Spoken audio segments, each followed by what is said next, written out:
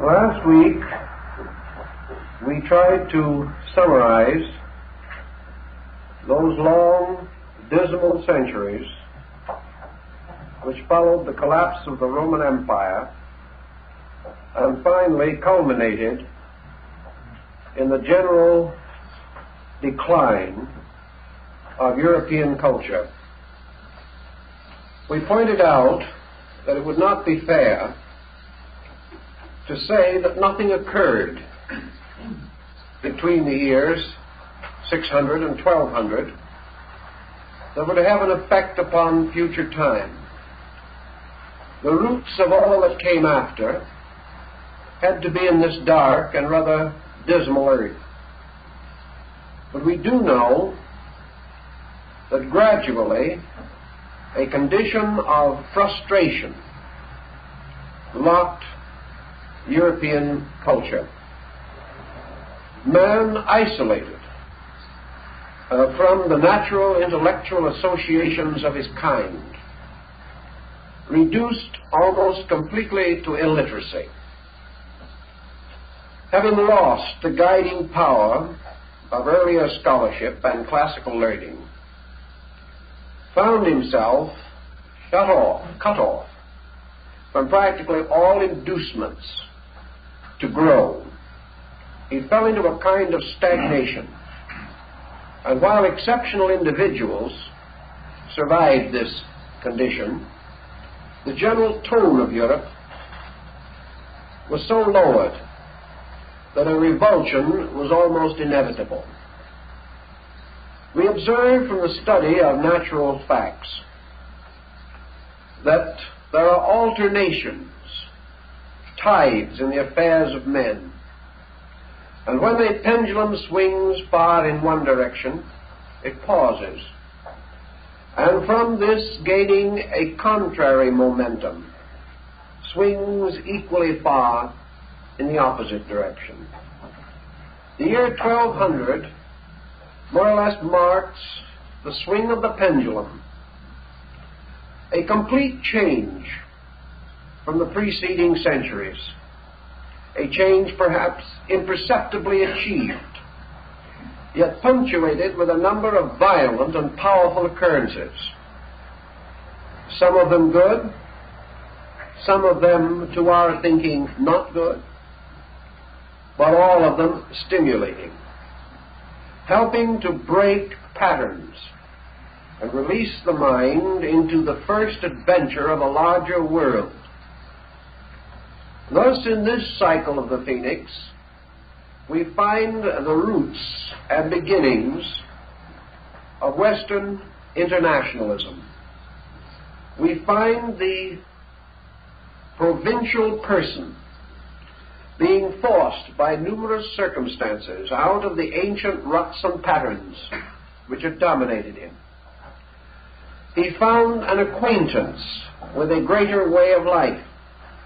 And having found this acquaintance, even though he paid for it with his life, the great motions of Western culture regained a better and more rapid pace.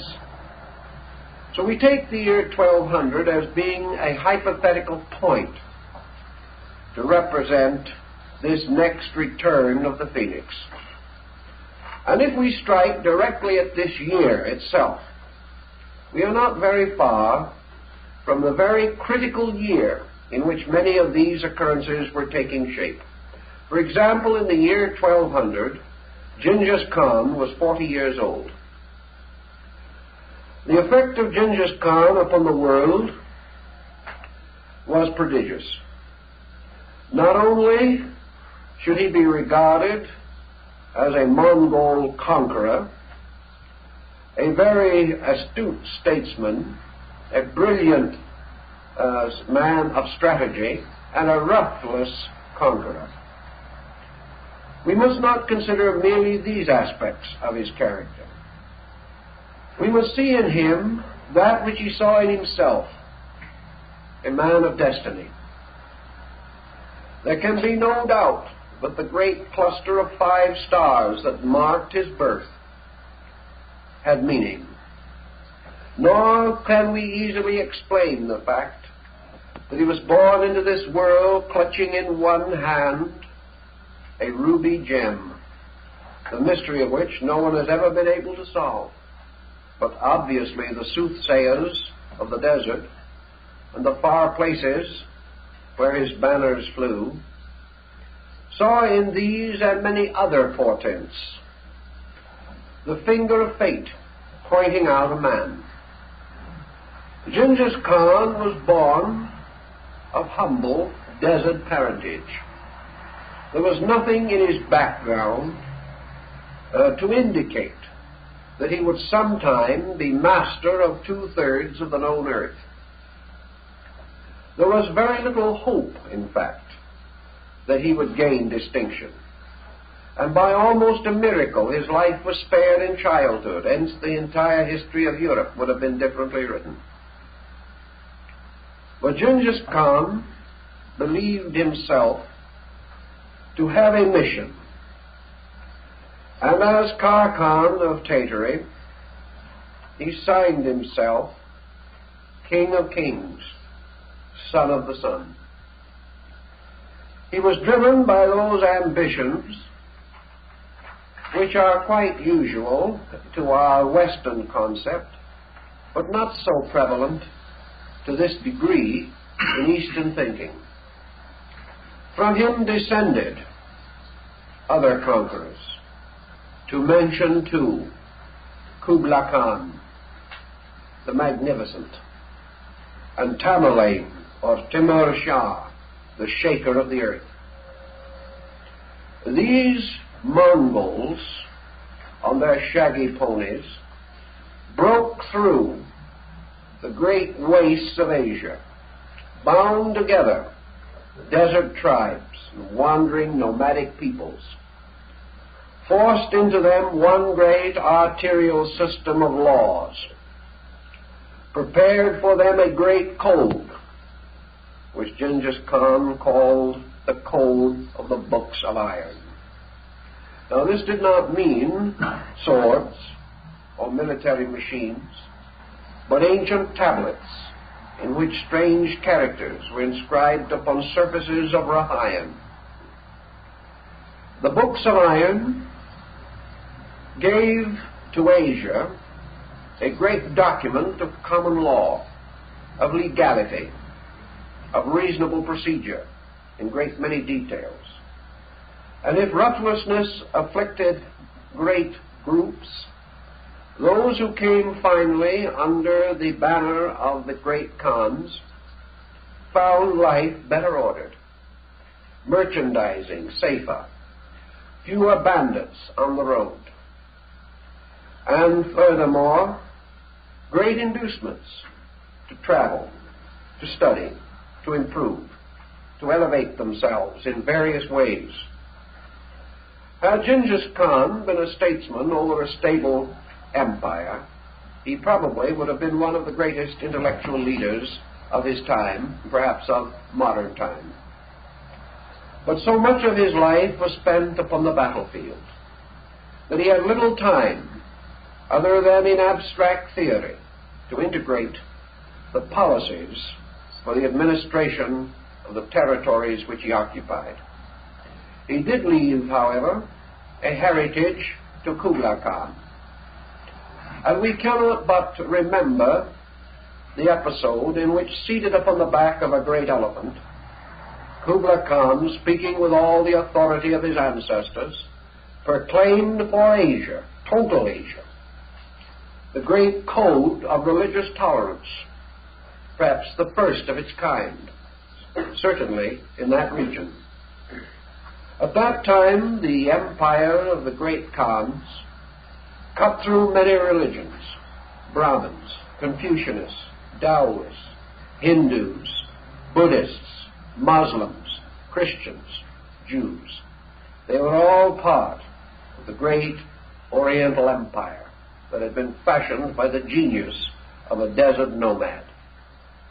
And Kublai Khan, seated upon his great elephant, proclaimed for all these people absolutely equal rights.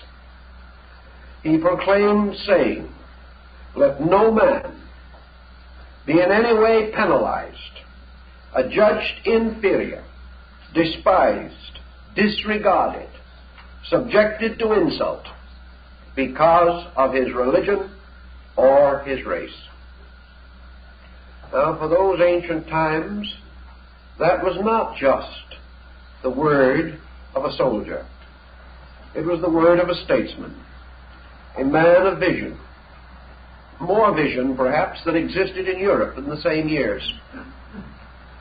Certainly he meant what he said, because he put behind this a very strong determination, establishing heavy penalty for disobedience to his law.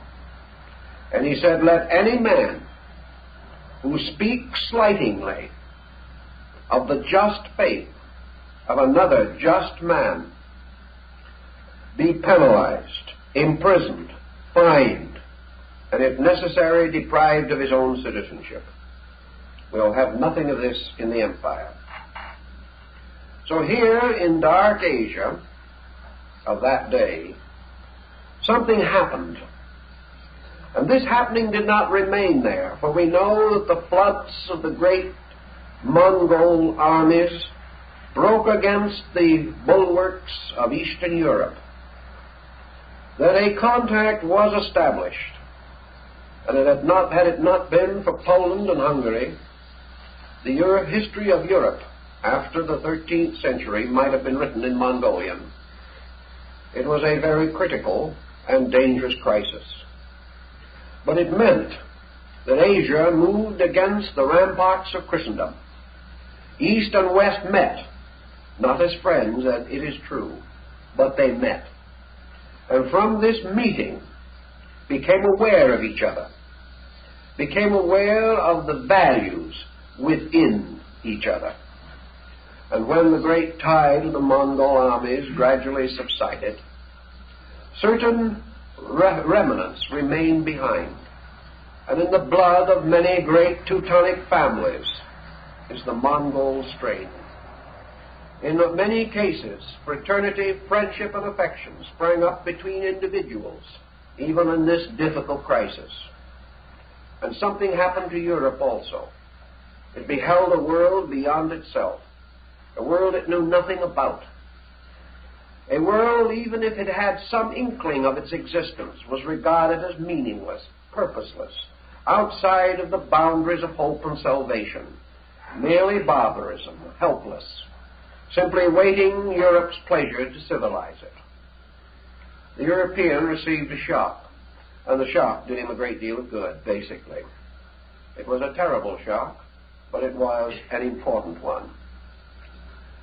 This, in turn, led to other situations, and although we are not able to cover every aspect of this theory and this problem, we must remember that it was the Mongols who established the northern Buddhistic hierarchy at Lhasa in Tibet, creating Lamaism. And it was by these lamas, by the Grand Lama of Lhasa, that the Mongol kings were crowned. It was also the pleasure of the Mongol to bring into Asia European scholars, statesmen, and even a few rare travelers. And we know that even in the court of Genghis Khan, a court mostly upon the backs of horses and of elephants, Europeans, Christians, Muslims, and Jews rode with the emperor. They were his counselors.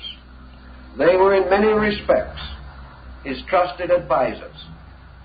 And such was a precedent that continued even as late as the great Mughal Empire in India. So we can only say in passing of the impact of the Khan, or the Great Khan, upon Europe was this breaking of traditions, this breaking through of isolations, and furthermore the psychological situation, which would be difficult for us to imagine.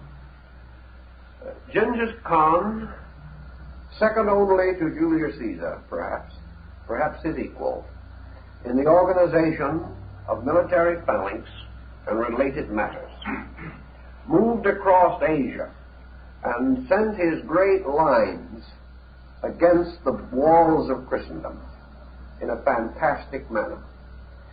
His foreguard, or his advance troop, when he went into battle, consisted of 10,000 elephants side by side, their bodies touching and their tusks covered with steel, a solid wall, and on the back of each a fighting tower with men. This wall of elephants moving against an adversary was not exactly reassuring, and in those days would have been the equal of the same number of military tanks moving against yeomen with bows and arrows. It was an incredible situation, but the whole world was shaking. In China, there are ancient battlefields which we can scarcely trace except by arrowheads and broken lance points and bits of rusted armor, fragments of decayed bamboo. But we know from the earthworks and from the various remains that on some of those battlefields, which are 300 miles long, 3 to 4 million men met in combat at a single time. This was shaking away. This was a movement in Asia, a movement which challenged not only Mongol political supremacy, but challenged the philosophers, the arts, the cultures, the religions of all these involved peoples, stirring up faith where it had been weak, causing men to turn to God from their barter and exchange, and demanding a great revival of faith within these areas to sustain a torn and broken world. Now, while all this was going on in Asia, our year 1200 strikes Europe in also one of its most desperate situations, the Great Crusades. Now, we read a little of the Crusades in an occasional romantic work, talking of shaking swords and glittering lances. But from the broader standpoint of things, certainly from the standpoint of military strategy, the Crusades were the greatest fiasco in the history of the world. Nothing was a more dismal failure.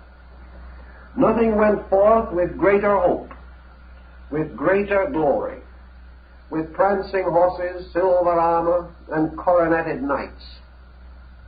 But as the Saracen himself pointed out, though Europe send 70 kings, Asia was great enough to be a burial place for them all. That's what happened. The Crusades were motivated objectively and presumably by the great desire to liberate the Holy Land from the holdings of the unbeliever. Here was an impact of religious prejudice such as we have never seen since and hope never to see again. Here also, ignorance rode in the vanguard and directed nearly everything. First of all, the Eastern man was ignorant of the Western man. The Westerner totally ignorant of the Easterner. Crude woodblock prints, drawings, and various literary descriptions indicate that Europe regarded the Moslem at that time as a dragon that belched fire and made horrible howling noises, and that he was little better than a low order of demon in disguise. He existed only to flout his false doctrines against the true faith. He was a savage. He was a cruel, horrible barbarian. He was an individual less than a slave. He was of no account to Europe. And yet Europe was forced finally to meet him face to face by the machinery of the Crusades. The purpose for which these enterprises were created failed in every sense, but the greater purpose was ultimately achieved. At the critical time we mention, we are very close, within a few years, to the crusade that was led by the Duke of Montserrat and Richard the Lion-Hearted of England. One of the crucial crusades. Crusades had come a little earlier and were to continue a little later. But about all they were able to produce was a temporary kingdom of Jerusalem which lasted 15 years. Everything else was a dismal disappointment. Most of those who went forth on the Crusades, except perhaps a few of the most aristocratic leaders, did not return. Families lost their loved ones and their support. Men went out to fight in the desert, and there they died, either from the skill of the Saracen or from the natural hazards of the region. In the midst of this tremendous emotional upheaval came the child or crusade, or the crusade of the children. Two groups attempted this. Children hardly out of their teens, fired with religious fervor, decided that they would go and save the Holy Land. These children were mostly captured and sold into slavery. Nothing happened except to break apart the little tight package of European isolation. In the breaking apart of this package, however, a very important achievement came, as we will see a little later. First of all, the Crusaders, going forth to meet these savages, these barbarians, these fire-belching monsters, found instead the highly cultivated peoples of the great empire of Baghdad, and those who had long been under the instruction and enlightenment of one of the most literate and advanced social groups at that time. The Crusaders, in the Great Crusade at the time we mentioned, came face to face with another Asiatic who proved exceedingly troublesome, and this was Saladin the Magnificent. Saladin the Magnificent outmaneuvered, outgeneraled both Richard and the Duke of Montserrat and all the other 70 princes and kings who had vowed that they would rescue the Holy Sepulchre. Richard was perhaps the most intelligent man in this crusade, and he finally came to the realization that he was dealing with an intelligent man. This was a discovery which the others had not made. And Saladin admired Richard. The men met under truce, became in a strange way adversaries and friends, and mutual admirers. So far that Richard seriously considered the possibility of marrying a member of his royal household to the Saracen emperor. These men met with a full realization of their own mutual abilities and limitations. The Crusaders learned, for example, that their enemies were literate. They were not. They realized that these monsters, so-called, wrote poetry, studied science, measured the stars, developed great physicians, scholars, mystics, that they were the ones who could quote Plato and Aristotle into a Christian ear that had never heard either. It was a great surprise. And finally, when arbitration was arrived, and the roads of pilgrimage to Jerusalem were opened to Christians, it was not because of the victory of the Crusaders, but because of the religious tolerance and generosity of Saladin, who could see no good reason why those who loved their God should not have the right to journey to his shrine. So Saladin made possible that measure of success which marked the Crusades. But he did it from the bounty of his own mind, and not because he was required to by the circumstances of the time. The Crusaders, like most people, found it difficult to hate those they never knew, and also found it difficult to despise their equals, and often their superiors, in skill and judgment, and also in generosity of deeds, in chivalry, and in many fine points of gentry and gentility, which Europe lacked almost totally. Again, we find this strange emotion in man springing up. And on the crests and shields of the great families of Europe, nearly all of them, you will find occasionally a crescent set, which means that one of these crusaders brought back a Muslim wife. Also, the Muslims more or less opened their schools, their ways of life, their robes and courses to scholars from the West, showing very little revengefulness, very little intention or tendency to hold old grudges. And from the temporary kingdom of Jerusalem and from certain seats in Byzantium and Antioch, Christendom came closer and closer to the East.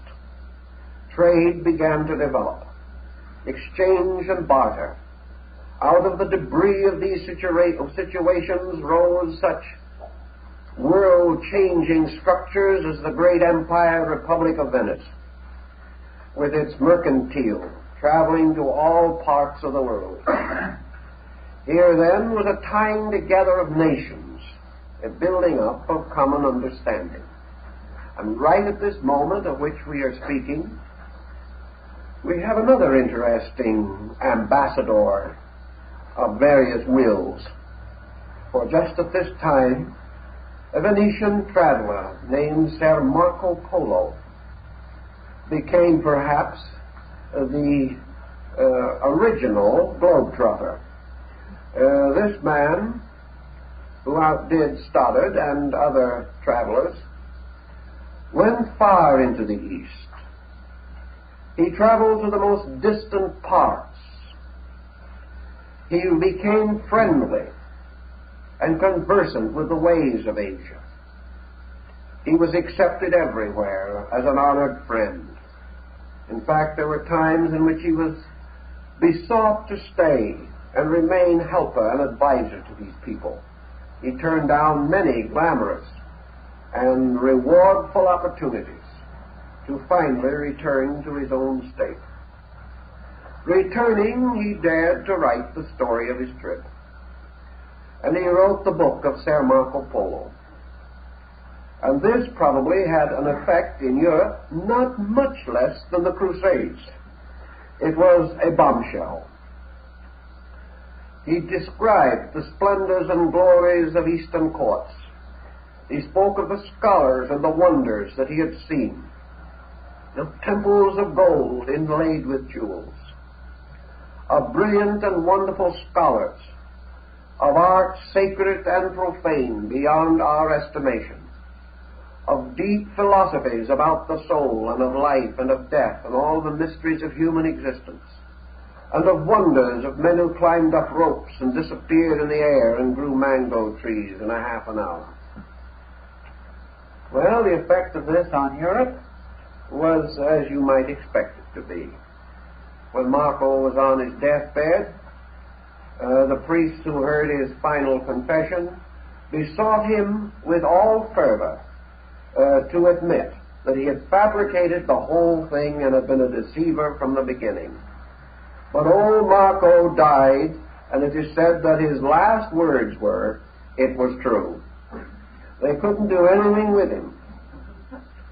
But his book gained an amazing popularity, and people began to think of this land beyond the horizon of the known as a great and strange and wonderful place.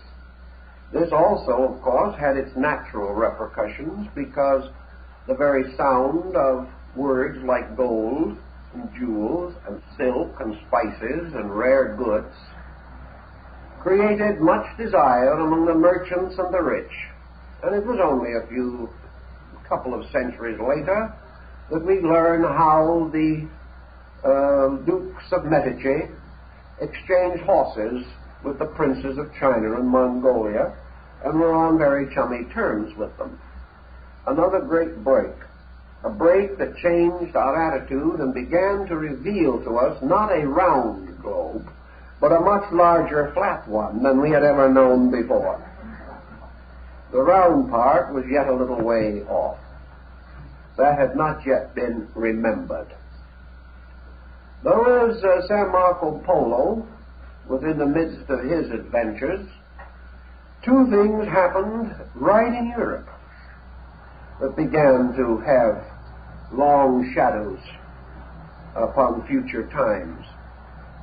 For at this time there was born perhaps the greatest leader of the church up to that period, and that was Thomas Aquinas, better known as St. Thomas Aquinas, the creator of a system of philosophy called Thomism.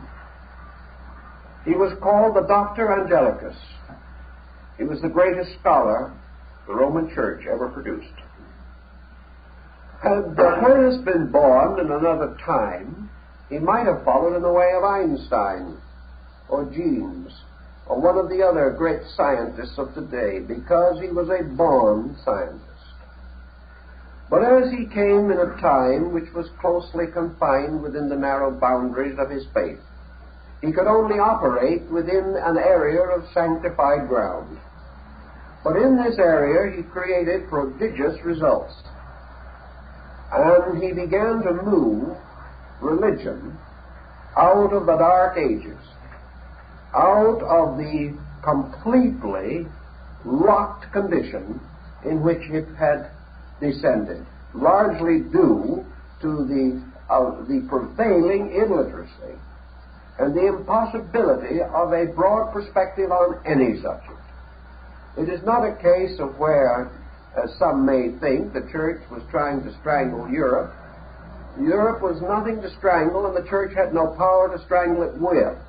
The clergy and the laity were dying together of plain ignorance, and there was no one wiser than the others to save the situation. A very provincial attitude had complete control. But about the time we mentioned, just around the year 1200, we begin to see the breaking through of things.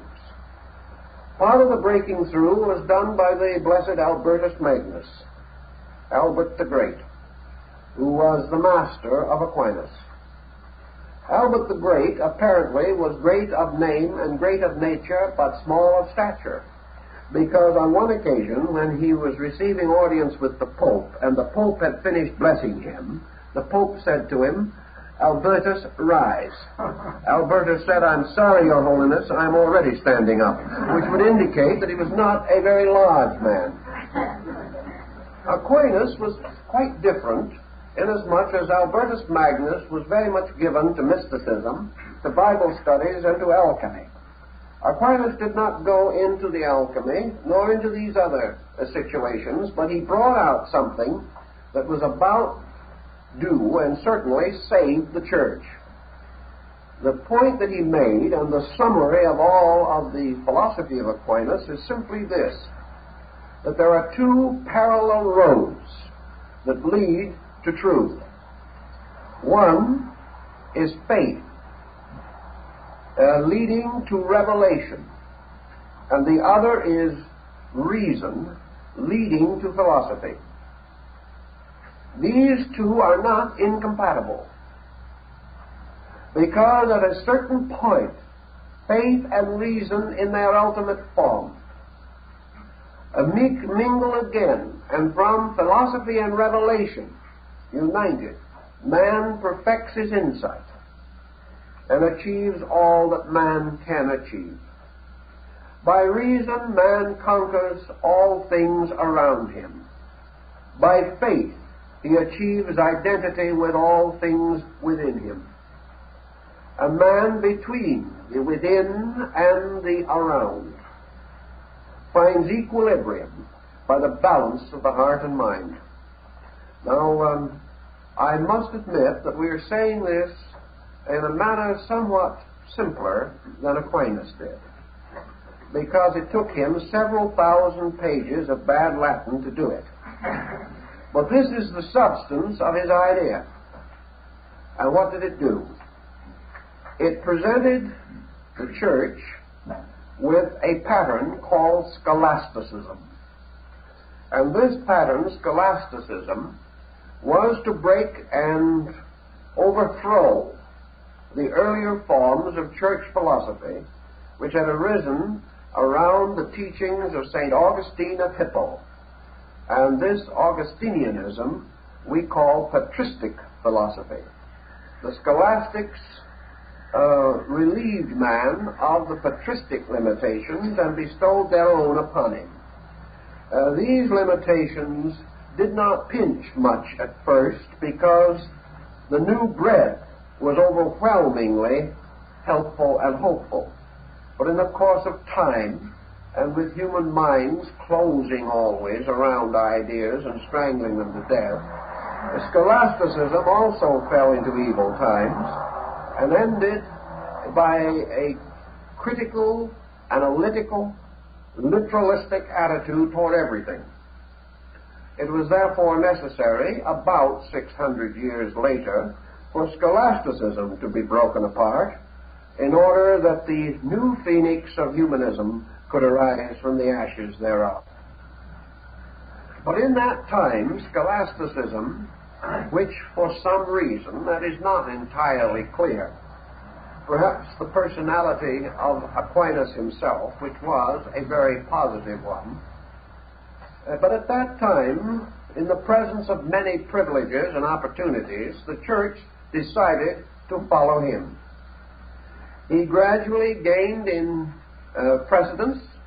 His philosophy became the official philosophy of his church. And this philosophy naturally divided into two parts. It emphasized the tremendous importance of man's internal life. It pointed out and justified the earliest patristic ideas on monasticism, on the life of poverty, on asceticism, and things of that nature. In this way, it did not interfere with the idea of the church of the great need of man for spiritual salvation through repentance and through the purification of his life. On the other hand, the teachings of Aquinas made possible the gradual integration of man's knowledge of things outside of him. And this was important. For up to that time, men had firmly believed that the earth was simply fashioned in order to be slipped in under man at the time of the fall, so that he would not continue to fall indefinitely. It had no other purpose. Grain grew that men could eat it. It had no significance in itself. The world was made for man, and it was solemnly believed that the stars were chandeliers hung in the sky so that he could see his way home in the dark. That was the way thinking was. Man was a completely unique thing, created separately and specifically, capable of salvation, or no other creature capable of it. That man had a kind of life that separated him from all other kinds of life and made him master of them all by the mere circumstance of his own existence. Man was indeed a total and complete Brahmin. The world was fashioned merely for his use and pleasure. Nothing else was of importance. The things that happened in the world were not the result of climate or of laws or of processes or of cause and effect or of vigilance and neglect. They were all dynamic, miraculous happenings of providence. Plagues were sent not by any circumstance, but by God's will. War, suffering, death were all simply experiences to test the faith of man. They had no other important value. Man's complete allegiance to God was subject to a little controversy, however, in one particular. The early church recognized, because of biblical statement, the importance of the physician. And the only branch of learning that did not fall to pieces was medicine. Not that it had a particularly good integration at that time, but a certain amount of moderate progress was permitted. And one of the old church saints tells us that we have our allegiance unto the physician, next only unto the Lord. Well, today we're not quite certain of the inspired nature of the American Medical Association, but we're willing to be convinced if they can do it. But in those days, the physician really had it rather well, you know, because he was next only to the bishop, and his word was law. As Paracelsus pointed out a little later, however, although his word was highly valued, it is not certain that he said very much, at least anything of any great importance. Medication consisted of bleeding, purging, various kinds of poultices, and almost totally the theory of treating the area that hurt the most. There was really practically no general knowledge, no autopsy was permitted, no dissection was known in Europe, and the healing arts were in the keeping of a combination of the doctor, the barber, and the local butcher. Incidentally, the Caesarean section was performed by hog gelders at that time. A good doctor did not wish to have the unpleasantness of having his robe spattered with blood. He came in robes with a velvet cloak, a tall conical hat, and a girdle of gold. And usually, when he diagnosed, he sat several feet from the patient and touched his body with a long wooden stick. You can imagine how you could take a pulse through a fishbowl. But anyway, it was the practice of the time. So this wasn't doing too well, even though it was sanctified and privileged. With Aquinas, the mood changed. The way was prepared for man to recognize that religion did not prevent him from being a lawyer, a judge, a merchant, did not mean that he could not or should not read and write. Also that it permitted him to study a little dialing or a little geography or a bit of navigation if it pleased him. He could study, he could become learned. The professor was born somewhere in this mystery and confusion of things. And the professor began to have status, almost equal to the doctor. By degrees, the rights of learning and education excited men into the research in sciences. And as might be imagined, they came with great naivete to the subject. At that time, science had no scientific foundation. Some observation, a great deal of tradition, and a little sorcery would help. So your scientist in those days had bottles in his laboratory and went out at night and invoked demons at crossroads. Those seem to be the best ways of finding out things. And as we know, almost every form of progress has been directly or indirectly attributed to the devil at some time.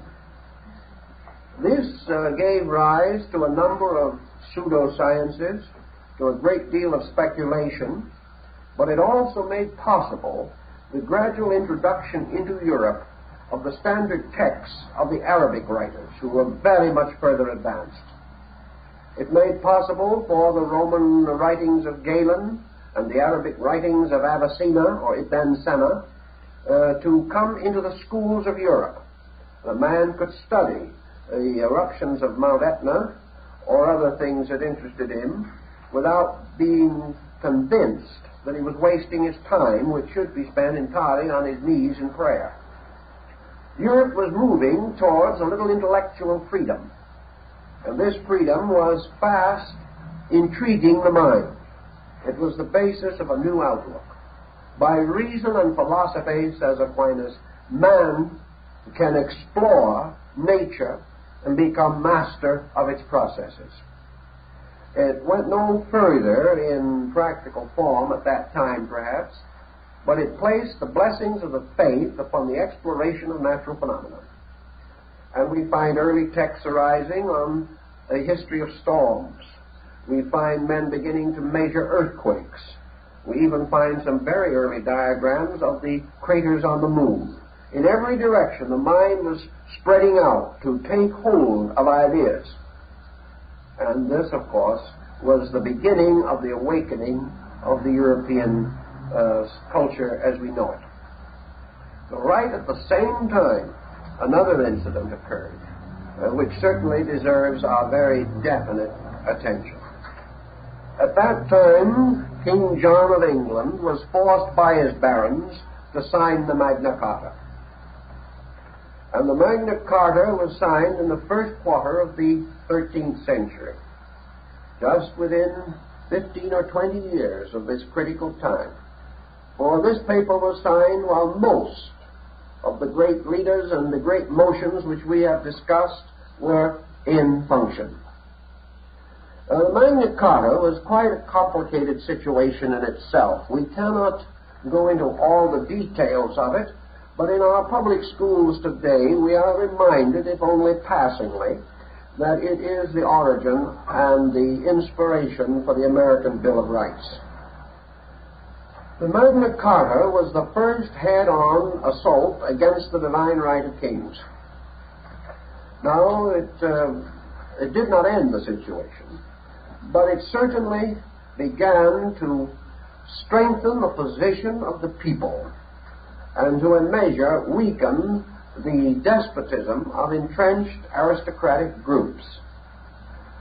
Strangely enough, the Magna Carta was not a reform brought about by the people.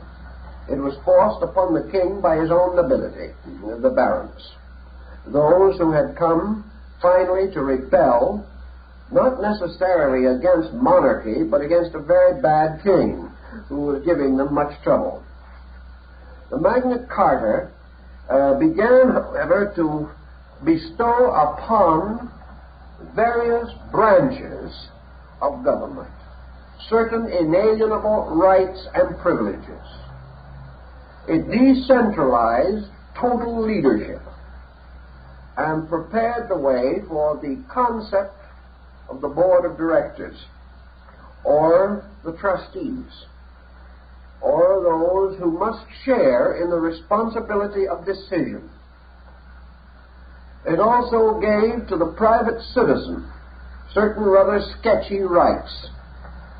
Sketchy because in the original form they were full of loopholes, but important because men gradually began to forget the loopholes and gathered and rallied valiantly around the generalities which this document contained, and forced these generalities to become subjected to continuous improvement, reform, and refinement until what we might call civil law became a fact.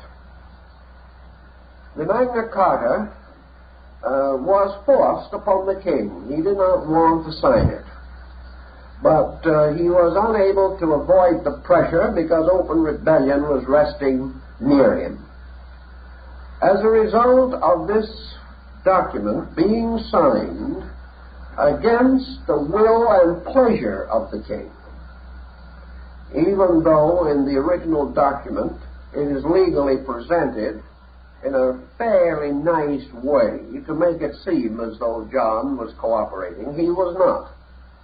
He had no traffic with the idea at all, but he could do nothing about it. As a result of this, immediately, the Church of Rome, which at that time, of course, controlled kings and commoners, thundered out its objections, rejected the Magna Carta totally and forever. This caused quite a little stir, because for the first time it threw religious and civil law into a serious feud. Up to that time, secular law, as relates to the management of kingdoms and of states, was almost an arm of religious law. Religion determined the laws by which the state was ruled, and then the rulers administered the laws of religion. Religion was primary. The signing of the Magna Carta, which was therefore an open rebellion against the vested authority of a king sanctified by the sacraments of the church, this set up a nasty situation. A situation which was far more meaningful in those days than now. It forced the barons, who had demanded the Magna Carta, to then turn their attention upon the church and to directly and indirectly require that the church accept certain reforms and modifications of policy from them. This was a delicate business which could easily end on the rack. It was, however, by the very confusion of the times and by the circumstances of the Crusades, which made the entire situation possible by deflecting the larger part of the manpower of Europe into the Holy Land, by all these conditions and others, the Magna Carta was made to stick. It remained. And by degrees it became obvious that the church would have to exercise certain tact, that it could control a measure of things. It could control religious life within a country. It could control to a degree the ruler of the country, if that ruler was of that faith. It could do everything possible to place key men in various high offices in order to favor the various purposes of the church. But it also might well be confronted by a parliamentary body which it could not control and which could function even in the presence of anathema. This began to modernize, we will say, or liberalize the attitude of the church in the various countries and in the various political systems in which it found itself. It had to realize that it could not hold complete temporal authority. Out of this came a kind of an inferiority complex for a while, and the church began to suddenly see that it was being moved from a position of total leadership to a position of conditioned moral influence. From the time of the Magna Carta on, we see the church rapidly rebuilding its fences. We see it beginning to exercise more and more of its moral sphere of influence, and more or less avoiding head-on collision with the political factions. Now let us see in the 12th century what the church was trying to gain. We must realize that in those days the power of the church was such that it did not actually have very much practical interest in the entire question. The interest was essentially theological. The change of situations did not actually interfere much either with the revenues of the church or with its prestige, particularly among the people. Its real cause of concern was the fact that it honestly believed, no doubt, that as the shepherd of men, that it had a moral responsibility, and this responsibility was to govern the conduct of all men, to preserve as far as possible their obedience to the canonical law. The barons of England broke through this pattern. The barons had not disobeyed the church. The barons had disobeyed the sovereignty of an anointed king. Now, there was no question in the world that Rome was perfectly aware of the corruption of John, and probably did not particularly like him or find any particular profit in him, inasmuch as he too was wasting funds that might well have gone to the church. But a principle was involved, and on this principle the church stood and ultimately fell. It would not acknowledge the right of man to question that which had been duly and properly and crowned and throned and sanctified unto God as a ruler. Thus the divine right of the king was the point of theological delicacy. And it was on this point that the anathema was pronounced and the barons were declared to have committed a sin against God. Of the secular arm of life. These aristocracies were for the most part nominally Catholic, and many of them produced great treasure, benefit, and glory for the church. But these families, growing into power, also held certain rights apart from the church, and the privileges of these rights became more and more sedulously protected. The individual was determined to preserve such freedoms and opportunities and rights as were his own. Also, the power of the church in the lower courts came to be questioned, and law and theology began to give way to law and equity. And we find the criminal no longer judged by God, but judged by a jury of his peers, a jury selected of others like himself, man passing upon man and his conduct, not God arbitrarily declaring justice and injustice. All these patterns now, as I think you will see, made a rather strenuous century. And we must begin to conceive now of what these patterns led to, how they affected the reintegration of European consciousness.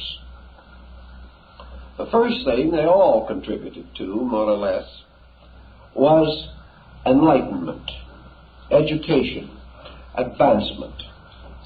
The European mind suddenly realized that in its weakness it could never be victorious in anything. The king began to realize that a stupid peasantry was no shining jewel in his crown, that there was no credit, prestige, or honor in ruling the mindless. It was also recognized that in an emergency, when need arose, it was rather important that someone could think, and that in all situations requiring leadership in the development of nations and of states, the need for the statesman appeared, the need for the scholar, the need for the educator, even the need for the beginnings of a scientific pursuit, and also the need of the voyager, the navigator, the traveler, the adventurer. And most of these needs had to spring from a sense of emancipation within the soul. A man had to have courage to go into distant places. He had to have enthusiasm to advance his way of life. He had to put his own soul into the things he was doing. And to do this, he must know what he is doing. And he must have something to do that captured not only his labor, but his imagination. Europe was coming out of a kind of coma, and man was reaching around to find purposes for his own existence. He found some of these purposes in the defense of his faith, as in the Crusades, in which, although he was not really defending because he was in an offensive position, still he believed he was defending. He believed that he was making the greatest possible sacrifice for the greatest possible good that he could conceive. But out of the Crusades, something else was happening that was to affect the whole situation also. During the Crusades, we have the most polyglot administration of situations recorded in history. And from the ample perspective of his great divan in Baghdad, Saladin made a very astute remark, namely, that the European or Christian crusaders were not defeated by the Saracen alone. They were defeated by the confusion of unleadered mobs, the complete lack of understanding, of leadership, and mostly of cooperation. All these little individuals carrying their feuds to the walls of Jerusalem and killing each other before the Saracens could shoot them down with their bows and arrows. This was one of the tragedies of the Crusades, and this is one of the reasons why the Arabs, though technically, in many cases, in an inferior position, were able to win. First, they had a cause. They were protecting their own land. Secondly, they had a conviction, their religion, which was strong within them, and which bound them not only to the faith, but to the protection of its sacred places. And even more than this, they had 500 years of education by which they had learned to work together and had buried their own feuds. They have been fortunate, of course, in having a leader that they commonly respected in Saladin. Europe had no such leader that it commonly respected. So we see for 200 years nearly the manpower of Europe drawn off into the Crusades. With this manpower, because of the nature of it, went not only the yeomanry, the serfs, and bondsmen who worked upon the lands of the lords and barons and counts and dukes and princes and whatnots, but also the aristocrats themselves. At the head of each of these little processions of soldiers going forth to holy war was a group of caparisoned knights upon their prancing horses. These knights were the gentry. They led the others. And as a result of that, the entire feudal system of Europe went out to die. Many of them, most of them, either did not come back or returned too late. Wars in those days were not 40 years or 10-year periods. Many of these men who went out to fight in the Crusades did not return, not because they were killed, but because they died of old age before they could get back. It was a situation in which there were ulterior motives lurking behind all of this problem. One of these ulterior motives was revealed by the remarks of Saladin. When all this gentry arrived at Acre and other centers along the Muslim front, these gentries were not on speaking terms. In fact, most of them hardly understood each other's languages. Each one wished to lead everything. Each one, by some right or reason, had peculiar privileges that came before every other consideration. And so they haggled, and they argued, and they feuded, and they rattled and clanked their armors. But they came to no united front. This means that back home, where they came from, they had never had a united front either. They had lived in their little castles on the hills, defending themselves against intruders, living a kind of gentle, roisterous existence, with little thought for anything except their own comfort and security. There was no concept of a general government, and the only over-government that existed was the church. And this government rested rather likely even then upon those in privileged positions. Outside of the great incentives to save holy places, there seems to have been a well-worked-out subterfuge, namely, the growing power of certain families, certain groups. These groups have begun to sense within themselves what we might term nationalism. They were aware that these scattered feudal districts could be bound into great states, and that over these great states still greater princes might arise.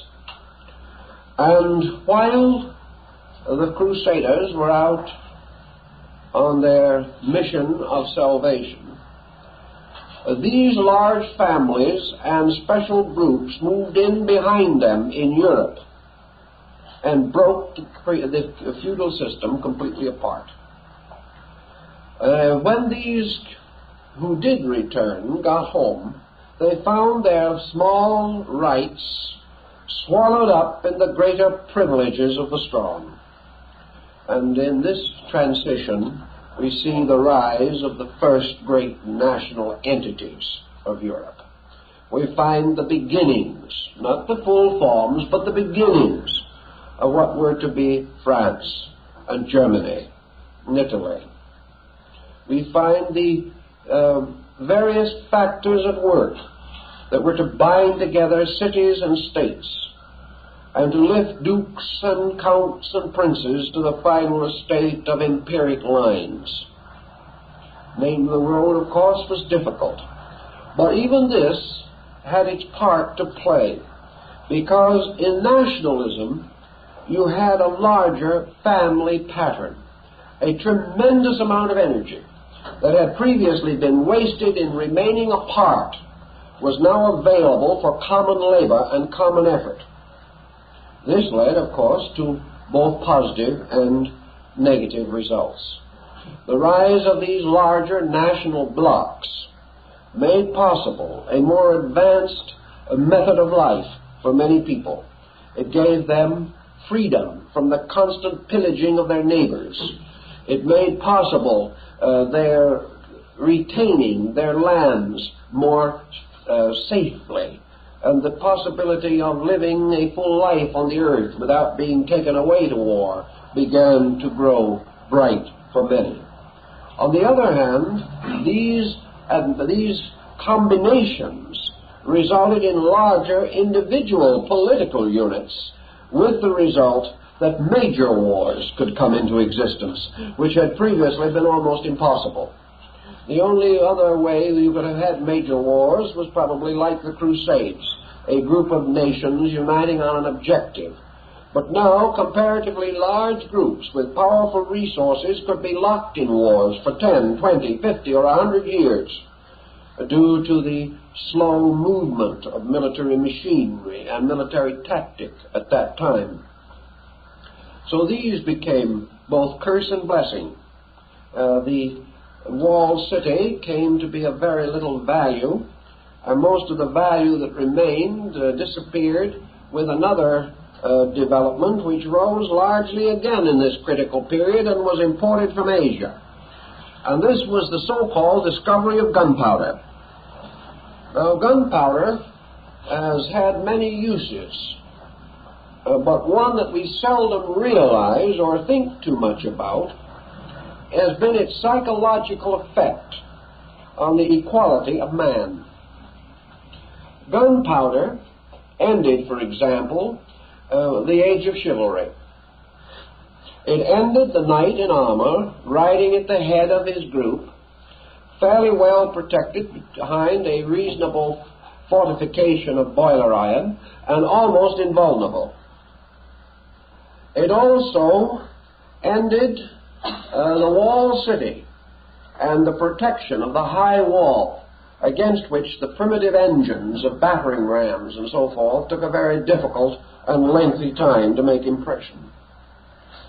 Gunpowder made the humblest yeoman, the poorest soldier in the army, the one who might be responsible for the death of the king. This was psychologically very important and reformed entirely military tactics, with the leaders moving to the back rather than riding out in front. The fancy for riding out in front took a serious reverse. Gunpowder not only did this important thing, but it began to create vast uneasiness among the great. It became more and more obvious that the power of privileged groups to utterly and completely control peoples was fast disappearing. Prior to that time, with luck, the despot might have a comparatively smooth time. But with these changes, despotism became ever more hazardous, ever more difficult to maintain, and allegiances shifted their patterns.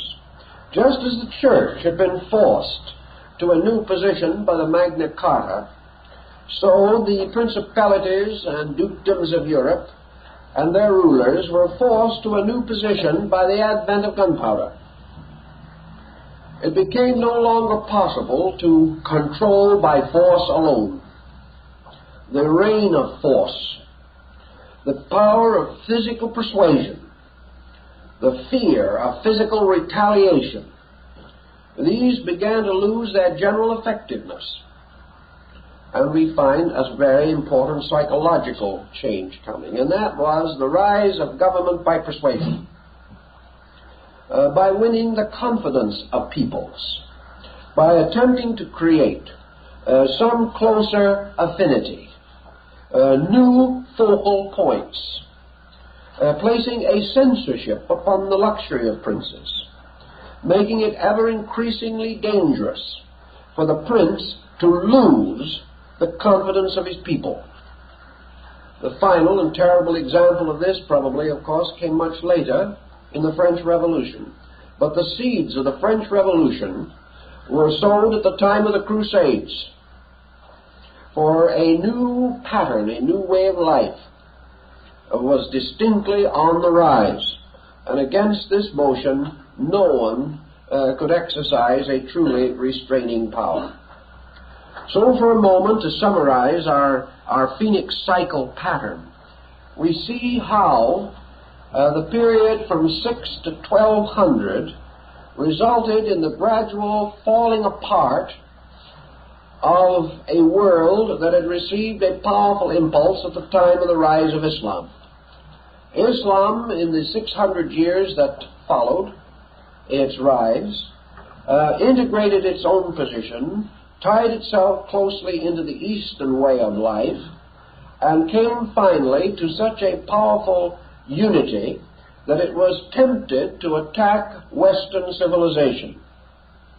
During these 600 years, Western civilization had been more or less in a doldrum. The thing that really saved it more than anything else was its so-called barbarian fringe. During the collapse of the Roman Empire and during the decadence of the Dark Ages, a great number of peoples had remained essentially untouched. Culture and civilization had moved around Byzantium and the Roman center in Italy. The outskirts, the far-flung fragments of the old Roman colonial empire, had remained a pretty stout group. They had, of course, received Christianity and had from this circumstance added one important uniting factor. But when the East moved in upon the West, it could not move in upon Florence or upon Rome or upon London. It had to move in through the Balkans and back in the area of South Russia. And in so doing, it ran against the newly converted Christian people, themselves still in a highly integrated state of vigorous barbarism. These people, however, were converted to the Western way of life and became its great exponents, its great protectors. And because these people were still vigorous, and also because the Mongol Empire had overreached its reasonable boundaries, Genghis Khan had been forced to spread his armies too thin to control all of Asia. Also, he was near the end of his own life. And in all these strategic circumstances, the final wave that struck Europe was not the full impact of the great Mongol horde. Had it been, it probably would have carried everything before it. It was reduced by long separation from its source of supplies. It was reduced also by the same thing that Europe suffered, namely so many wars over so long a period of time that generations of men were exhausted. Due to these circumstances, perhaps historically, we find that the Muslim world did not at that time succeed in conquering all of Europe. Also, there were dissensions between the Mongols and the Arabs. There were numerous feuds in various parts of the world that still occupied some attention. Altogether, Western Europe was spared. But Western Europe had seen the handwriting on the wall. Western Europe realized that it could no longer drift along in illiteracy and ignorance. It could no longer live upon the simple sophistry that it was the only existing culture. It could no longer assume that only Europe was important. And this was the challenge that we refer to today as the challenge of healthy competition. Europe suddenly became aware that other people would do something with Europe if the Europeans did not. This was a challenge. It opened the way to Europe be preparing to defend itself and its boundaries and to defend its own orders, rather than to assume that no one else was of importance. Meeting this challenge of a rising Islamic power and a tremendous unfoldment of strength in Asia, Europe by necessity united, brought its various elements into the best patterns possible, and began to think in terms of strong alliances, a strong federation of powers. Now, against this, of course, you had reactionaries.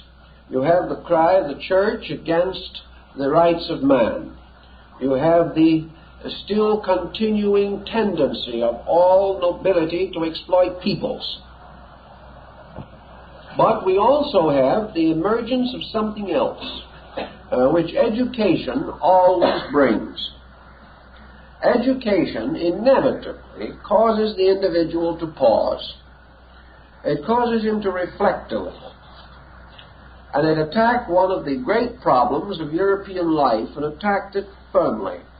And that is the problem of the individual having no social consciousness, total social unadjustment. It began to be rather obvious with the breaking up of the feudal system and the arising of the embryos of nationalism that there were allegiances necessary. It was difficult indeed for the yeoman and the serf and the fief to find very much of glamour in the feudal lord who ruled him. He was very close to this man. He saw just exactly how uncouth he was, how he wasted and squandered his means, and how he practically spent his life in debauchery and conspiracy. It was not easy to have any great affection for such a person, and religion supplied the link by which the serf was morally obligated to serve his lord. Of course, there was also the problem of land and tenancy and the need of some way to make a living. But the inducements were not good, not essentially sound. But with the coming of nationalism, there came a new inducement to each citizen, namely that the state must be strong.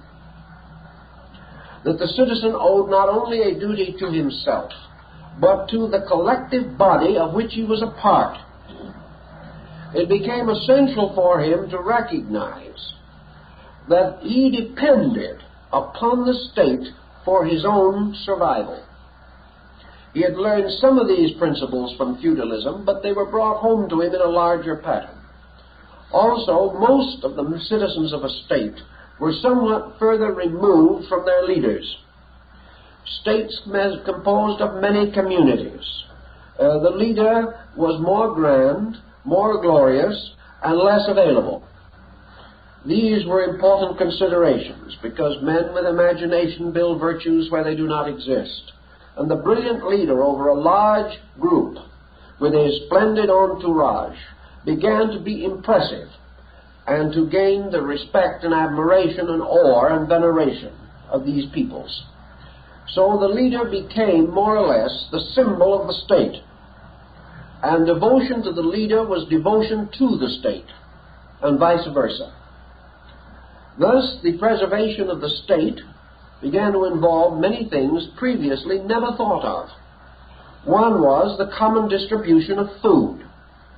Under the feudal system, if the feudal lord was a man of some integrity, he held certain stores which were available to his tenants in time of famine. Under the state system, various taxes or means were devised, by means of which available goods in emergency were procurable. The need to maintain these supplies, the need to preserve the treasury, the need to maintain an army, these things came home directly to the individual. He was not maintaining an army for another, for a prince or a feudal despot, but for his own family, for his neighbors, for the people down the street, for the men he worked with. They now had a common share in the political situation. And as a little more education added to this pattern, we gradually begin to see the rudiments of a humanistic basis of relations and values. The rise of humanism follows very closely upon this situation. But our whole period of 600 years with which we are concerned leads approximately from the period 1200 to about the year 1800.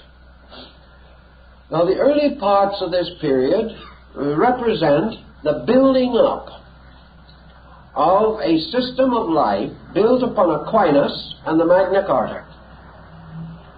And as in case of the previous cycles, it opened comparatively well.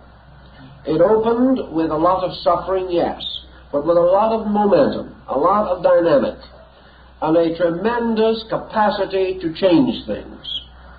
Then, having attained to a certain degree, it likewise began to fall away.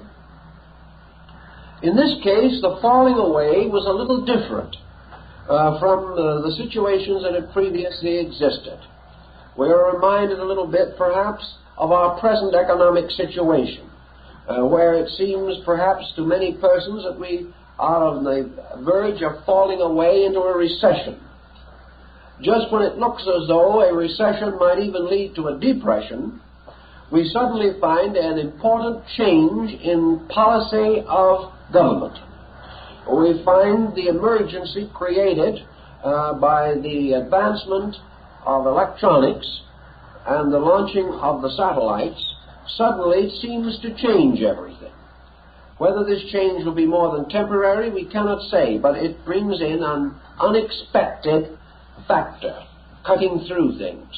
Now, the decline of Europe and its destiny between the 12th and the 18th century was made eccentric by a series of these unexpected factors. Factors which could have been prophesied as calculated risks, but the actual impact of these did not exactly meet the expectancy. The motion from the 12th century through the 13th and toward the 14th, this tremendous motion resulting from the period of the post-Crusades, the rise of Thomism, the motion of the Eastern culture into Europe, first by way of Byzantium, the returning Crusaders, and then upward from southern Europe, from Italy, from the Republic of Venice, from the great mercantile centers there, from the commerce of the Adriatic, and of the Eastern Mediterranean, and even North Africa. It moved into Europe and moved up through Europe into Rome, Florence, and finally into Germany and France.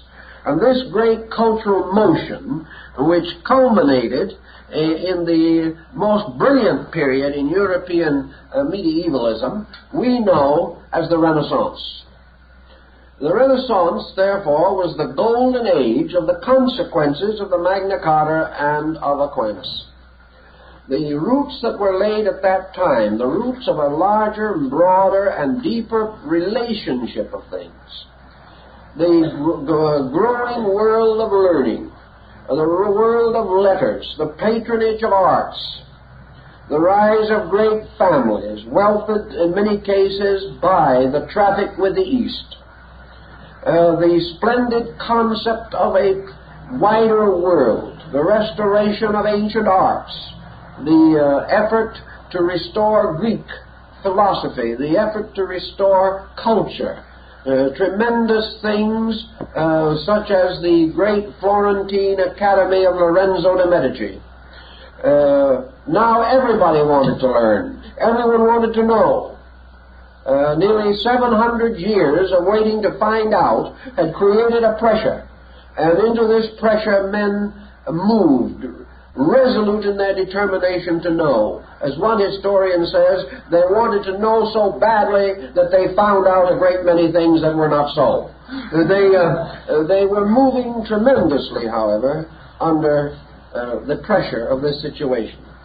Now also, in spite of the fact that Aquinas had moved well within the order of sanctity, and that the wounds of the Magna Carta had more or less healed over, if not underneath, the streams of situation were also flowing from the Magna Carta and from Aquinas, and were moving inevitably towards another tremendous eccentric that was thrown into the situation at this time, and that was the Protestant Reformation.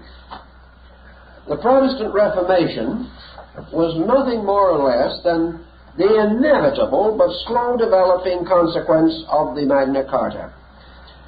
Things were getting into a position in which the right of the secular arm of life could not be any longer denied. It was just one of those peculiar, dramatic inevitables that placed this situation around the selling of papal indulgences. This had really very little to do with the fact. It was that little straw which, added to the others, finally broke the camel's back. But the back had been pretty swayed for a long, long time before that. And the rebellion of Martin Luther was not the rebellion simply of one priest against his own church.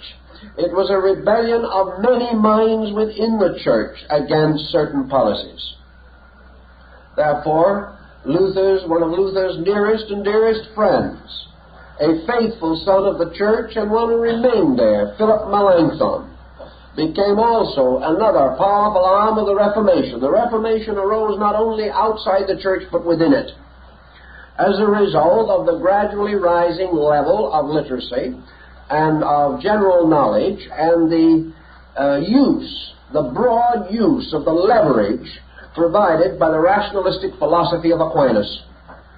It was now possible to think and be orthodox at the same time, a most amazing and incredible state of circumstances, and people were making the most of it. This led to what might be termed the glory of Europe. Here we find the great families vying with each other now in the extravagances of their contributions to culture. We, of course, don't doubt that they also held a few private funds for other uses.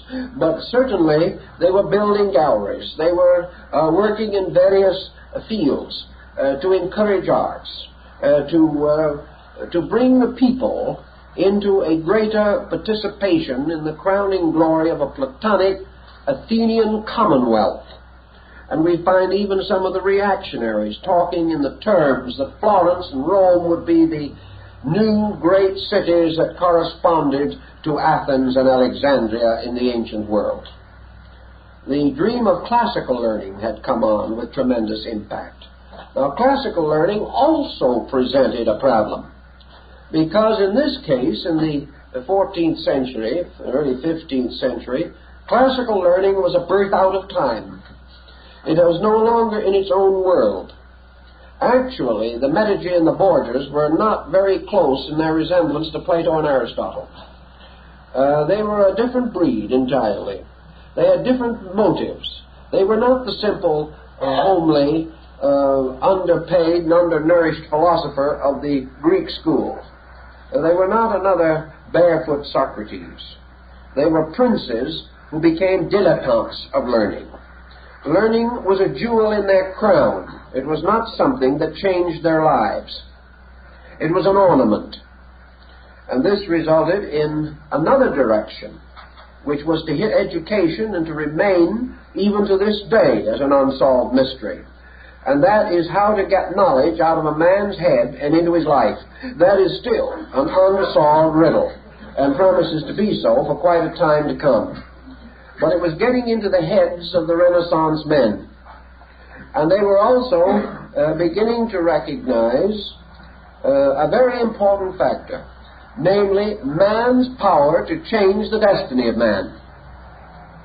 Heaven had been set back a little by the circumstances surrounding Savonarola and Bruno and other scientists within the church. Men who had begun to recognize the importance of this thought of Aquinas, that we should begin to explore the universe. And they could not explore the universe long without finding that man was an island in a great sea, and that on this island men labored with men, struggled with them, fought with them, and died with them. And therefore that man was a maker of destiny as well as an instrument of destiny. The individuality of man rising up began to change the complexion of the world. The Protestant Reformation had a profound effect upon Christianity. Now, some of this effect was important, some of it was good, and some of it was very bad. And as we look back over the general pattern of things, we have to realize that Protestantism, leading to Puritanism, was not the blessing that we might wish it could have been. Certainly it did emancipate religion from the tyranny of hierarchy. It made more and more emphasis upon the right of man to personal worship, personal belief, and mystical communion with God according to the dictates of his own conscience. This part was very good. But with it came a severance between man and the experience of religion as ritual, as ceremony, as music, as religious pageantry, as spectacle. And man was not quite prepared for this change. For some unknown reason, the gods did not look as godlike in square-toed shoes as they had in robes. It did not carry the same impact.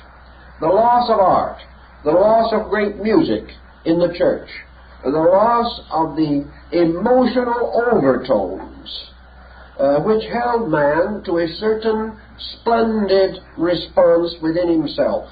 These things began to show serious deficits. There was need to meet these. And Protestantism has still been working with this problem, even today, and for many years tried to emphasize the lack of need for this. But the need for something which responds or creates response in the emotional, aesthetic nature of man has always been a religious necessity, and will always remain one, as long as man must feel in order to believe. And he must have a powerful emotional incentive. Thus, in the breaking down of, we might say, ceremonialism and art within the church, art itself fell into the doldrums. And as soon as it was no longer guided by religion, art as value began to disappear. Art became hopelessly trivial as can be shown or examined by going through one of the great palaces of France, such as the Louvre, or the Palais Versailles, or the Palais Royal. In these we have masses of spindly, gold-legged chairs. We have atrocious copies of French sculpturing, of Greek sculpturing, and semi-classical art. We have gewgaws of all kinds, bric-a-brackery to the end of time, and no great, strong art. Then, of course, bereft of its spiritual guide and leadership, art was already to fall into the dilemma of the 19th century, which gave us such things as surrealism, post-impressionism, and caused a critic or judge on an art exhibition which I had the misfortune to be one of the judges on not too long ago, to say, well, after all, if it means anything, it isn't art. That was what came as the final result. Now this, if it means anything, it isn't art, is only another way of stating a whole group of problems that arose at this time, the time of the Protestant Reformation, which was a revulsion against the glory and grandeur of Florence and the Medici, a revulsion back to simple ways and simple things. But you have the same experience in daily life. I have heard so many people say that they wanted the simple life so badly they could hardly stand it. And when one gets it, he never wants to hear of it again. I know individuals who have said, I want to go off by myself and think. So they go somewhere, they last 12 hours and rush right back to civilization. They can't stand their own company. Now, in this rebellion in European culture, men were fighting for something less ornate, more real, more simple, but they were talking with their minds and not their hearts. They were saying things according to conviction, according to pressure, according to prejudice or disillusionment. But when they began to simplify this thing down to the pattern which they themselves declared to be right, they were no better off. Because even when we know the old story of the Pilgrim Fathers that came here for religious liberty, and the first thing they did was to exile into the wilderness some of their own members. It didn't work. It didn't produce a solution. But other factors now were also beginning to conspire. Here we have a Reformation rising, the glory of this period, the Renaissance, then the Reformation, things in Europe bubbling and boiling again, tremendous conflict, a conflict which had gradually reached a new state of security. And I think the keynote of the Renaissance was smug security of achievement. Everybody thought it would last forever. No one questioned for a moment that the golden age had come, that the splendor of things would lead to the eternal perfection of mankind. That is, such perfection as was desirable. No one probably wanted to be very perfect. They simply wanted to be rich and happy. But these things seemed to be within reach. The Renaissance had brought visible evidence of a splendid rebirth out of the darkness of the past. Under this splendid situation, the thing happens that always happens. Men began to be careless of the things which they had attained. We know, for example, that in this period, the great city of Venice was the mistress of Europe, one of the most powerful centers in the entire cultural, industrial, economic life of the world. But after having attained this end, Venice began to settle back and had time enough to be unhappy about Venice. The Venetian merchant, having no enemy and no successful rival, had time for private feud. And this was the same general pattern throughout Europe. This glory increased avarice. It made individuals believe firmly that they could afford to neglect their progress and try to take wealth away from each other. It was a day of conspiracies in which great and able persons were poisoned because they were in the way of fools. And this situation weakened, inevitably, the fabric of Europe and created a new kind of martyr. the kind of martyr we have with Savonarola and Bruno, and to a degree the exiled Dante. We have here now individuals thrown out of society because they dared to attack corruption. It was no longer heresy against God, it was doubting the works of men that got the human being into trouble. And he got into trouble very easily. This was continuing, and a general air of sufficiency continued to prevail until the next eccentric marked the pattern. And that eccentric was the discovery of the New World. And this came in a very critical period, very near the center, just past the middle of this important era. And in the discovery of the New World, the entire psychology of Europe was subjected to a tremendous change. The political circumstances involving the discovery of America are not part of our problem this evening. But I think we may say definitely that for the first time, Europe saw an open door to the front. Europe saw the possibility of expanding beyond the perpetual muddle of Europe itself.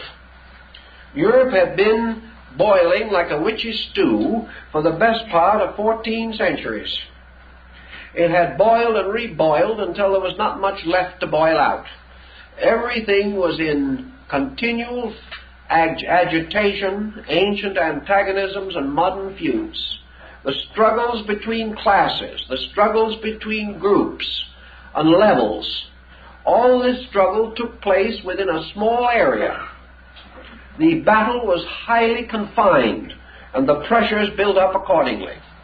Suddenly a great release was found in the navigators and their voyages of exploration. A whole new world was discovered. This new world struck again a great and essential keynote. After the Renaissance, the Reformation brought with it a certain disillusion. Its effect upon arts was so pronounced that for centuries it paralyzed the creative, emotional genius of many countries. They just remained completely unimaginative. They had an orthodoxy more orthodox than anything that had preceded them. But now this orthodoxy was too tight. Everything was closing in. And the great hope was an escape into a new way of life. Nobody believed with any enthusiasm that that new way of life could arise in Europe. The roots of the problems were too deep and too numerous. The hereditary feuds were too irreconcilable. The situation the individual had gotten into was so completely beset with results which he could not control that his only hope was speedy death. The only release from the snarl into which everything had finally fallen was death. So life was not valued very highly in those days. Man prayed almost to die as release from the burden of living. This situation, the New World, created an entirely new group of thinkers, a group of potential leaders, of idealists and visionaries that had been frustrated and held back by the helplessness of their cause. There was no use mentioning it. It meant nothing. Nothing could be done. And these more brilliant persons, and education was producing more of them, were simply placed in the position of knowing that things should be done, even suspecting what should be done, and being in a position where it was absolutely impossible to do it. Do you recognize the setting? We've got it right now, almost. Where a great many persons realize things that could be and should be done, but the individual is again impotent. The situation has locked him so tightly. He is so completely dominated by group, by collective pressure, that the penalty upon the individual is terrific. In the old days we were speaking of, the penalty for individuality might be death. Today, the penalty for individuality may be bankruptcy, but in both cases, the penalty is as heavy as the flesh can stand, and the individual is blocked. The New World became, to a great many idealists throughout Europe, the great focal point of hope. Here was a vast area, sparsely populated by strange feathered creatures, who we later were called Indians because they had not come from India. These peoples obviously were not developing their natural resources very rapidly, and vast areas of good land awaited those brave enough to hazard the long and dangerous journey in a small boat, dependent upon rains and winds and tides, and would have the audacity to try to establish a way of life in the New World. Of course, here was a combination of circumstances also, because at that time we had a strong reactionary group moving into the New World. Exploration at that time was very largely under the control of Spain, and Spain at that time was still licking the wounds of the Inquisition. Spain was in a miserable state, and Spain also was tremendously dominated by theology. So, of course, in the real spirit of the occasion, Spain claimed the New Hemisphere totally for its own, and looked around Europe to see if there was anyone who would say no. And at that moment, there just wasn't a single voice of objection raised. The reason being that Spain was then, in spite of its numerous difficulties, a greatly feared state, with supposedly almost an invincible military arm. This situation in Spain, backed as it was by most of the European Christian world, and unable to move because of the moral prestige of the Church, which was thrown to Spain and demanded the allegiance of the rest of Europe to the purposes of Spain, this situation left a sort of a miserable spot. But in this miserable moment, when again it looked as though history was going to follow an old course, and that the Inquisition would be set up in the New World, and that the Aborigines would end up speaking Spanish and quoting Latin, another situation broke into the picture. And that little situation was the Spanish Armada. The Spanish Armada, which had as its cause certain misunderstandings between Henry VIII and the Church of Rome, which resulted in the loss of influence and authority and prestige by Cardinal Wolsey, and the rise of the Church of England. This situation was rooted definitely in the feud that started with the Magna Carta and ended up with England creating its own church and removing the power of Rome.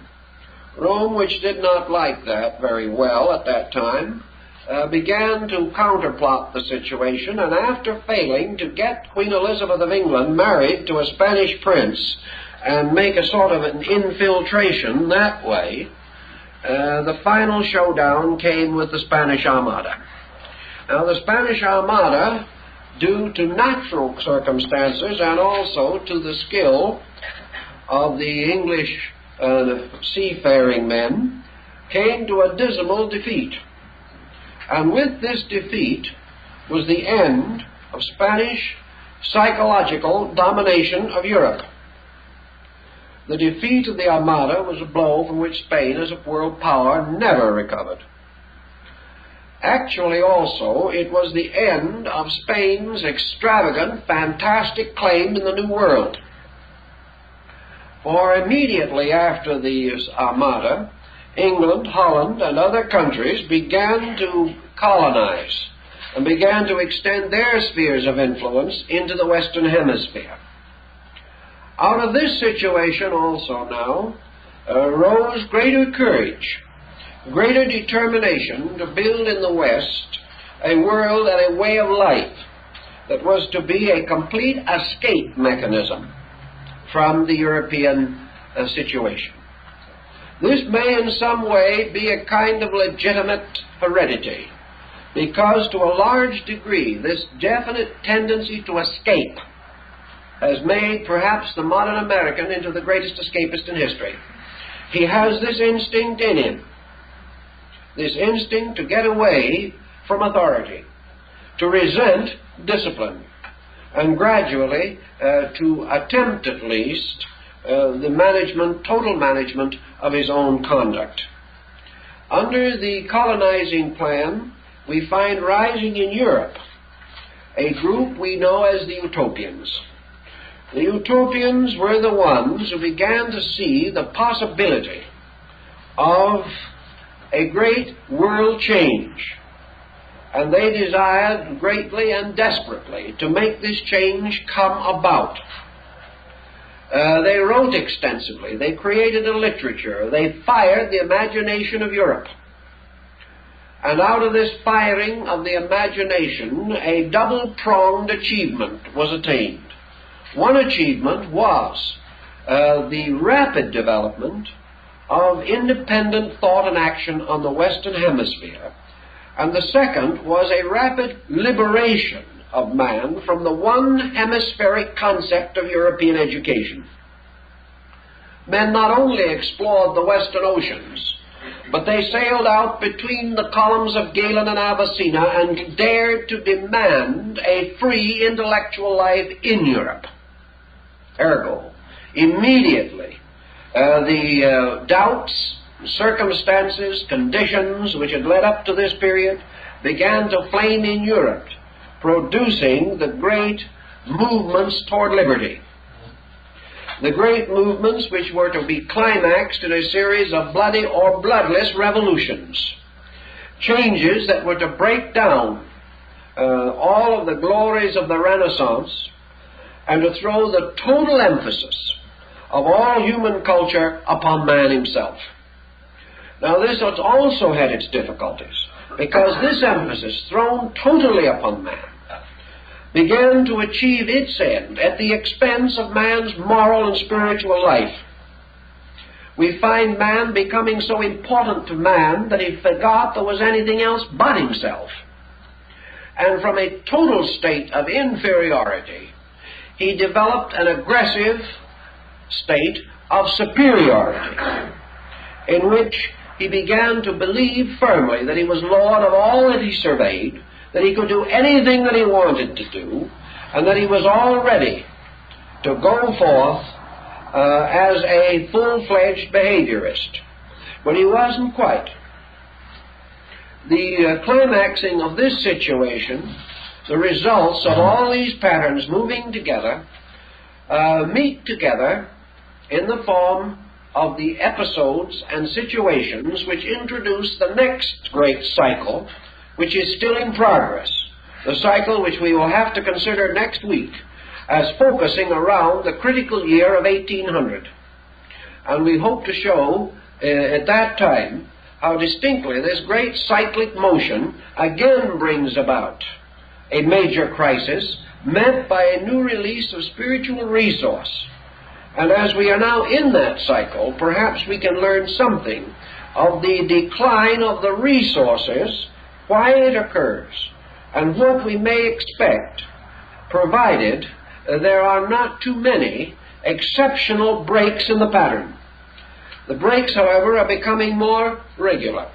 The regular patterns are being broken through by innumerable factors.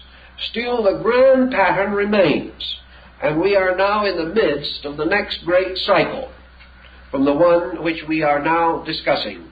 And that cycle we will begin to consider next week, beginning with the year 1800 AD, and dealing on through to our present time, and perhaps of something of that time that lies around the corner.